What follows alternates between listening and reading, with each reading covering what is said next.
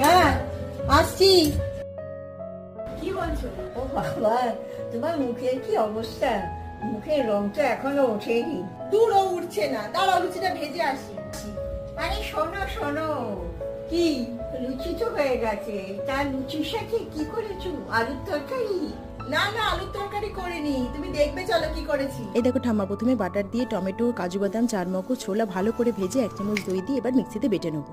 ওইদিকে আলুগুলো একটা চামচের সাহায্যে হোল করে ভালো করে পরিষ্কার করে ধুয়ে নিয়ে জলে সেদ্ধ করবো 1 চামচ নুন দিয়ে। ওইদিকে পনিরটাকে গ্রেট করে নিয়ে ওর মধ্যে দিয়ে দেবো কাজু কিশমিশ, নুন, চিনি, কাশ্মীরি লঙ্কার গুঁড়ো আর গরম মশলা গুঁড়ো দিয়ে ভালো করে মেখে রেখে দেবো। আলুগুলো সেদ্ধ হয়ে গেলে আলুগুলো লাল লাল করে ভেজে তুলে নিয়ে ঠান্ডা হয়ে গেলে পুরগুলো ভরে রেডি করে রাখবো। এবার কড়াইতে তেল দিয়ে গোটা গরম মশলা ফোড়ন দিয়ে দেবো মশলা বাটা।